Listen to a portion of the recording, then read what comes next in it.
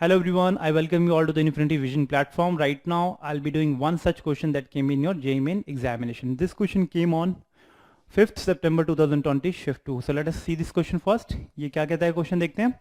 A spaceship is in space, sweeps stationary interplanetary dust. मतलब वो spaceship है कोई, तो dust उस पर चिपकता जा रहा है, इंटरप्लानिटरी डस्ट वगैरह उस पर चिपकता जा रहा है. डस्ट चिपक रहा है तो इसका मतलब उसका मास बढ़ता जाएगा स्लोली.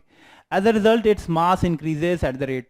मास के इंक्रीज करने का भी रेट ऑलरेडी गिवन है, which is dependent on time, which is already given to you, which is b v square t, and v is nothing but your instantaneous velocity.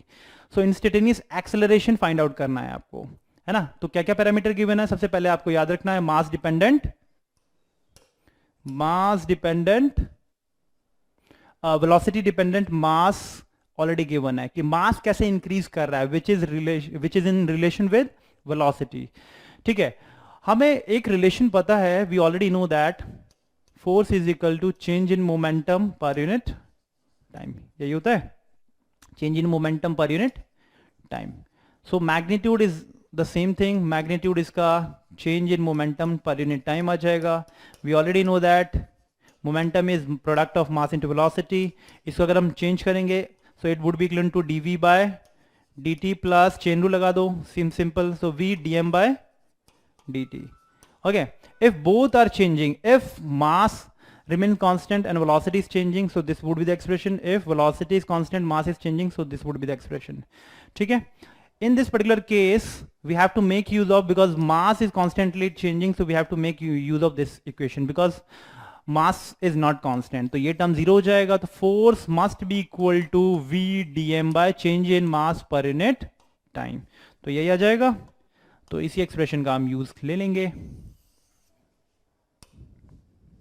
देखो, so v dm by dt, force की value कितनी होगी भाई, v, and dm by dt की already given है, which is b v square by, okay, only b v square given है ना, dm by dt is equal to b v square. Okay, so the expression comes out to b dm by dt b v square. So the force is v is nothing but b v square. पूछा है acceleration, तो acceleration is force by mass होता है, तो acceleration की find करो value v b square by mass. ठीक है, so this is expression that you are getting. देखो इनमें से कौन सा सही है. नेगेटिव साइन शो करता है कि इसकी स्पीड धीरे धीरे कम होती चली जाएगी, मतलब क्योंकि अब मास पे ऐड होता जा रहा है ना, हिट कर रहा है स्पेसशिप पे, तो उसकी स्पीड धीरे धीरे कम होती जाएगी, तो एक्सेलरेशन वुड बी नेगेटिव, है ना. तो देखो कौन सा एक्सप्रेशन सही है, B V cube by, okay, यहाँ पे ये वी स्क्वायर इंटू वी है, तो ये वी क्यूब होगा. यहाँ पे थोड़ा ये देख लेना, बी वी क्यूब है तो V B cube by M.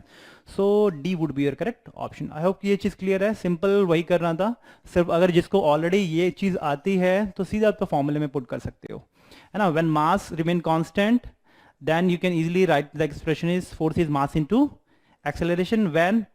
when mass is changing you have to write the equation force is equal to v dm by dt, और dm by dt की वैल्यू यहाँ पुट की, आ गया force, then उससे acceleration होता है force by मास. आसानी से हम फाइंड आउट कर लेंगे. ज़्यादा कुछ बहुत ज़्यादा डिफिकल्ट क्वेश्चन नहीं है, बिल्कुल सिंपल क्वेश्चन है ये. आई होप ये क्वेश्चन क्लियर हो गया होगा. Thank you.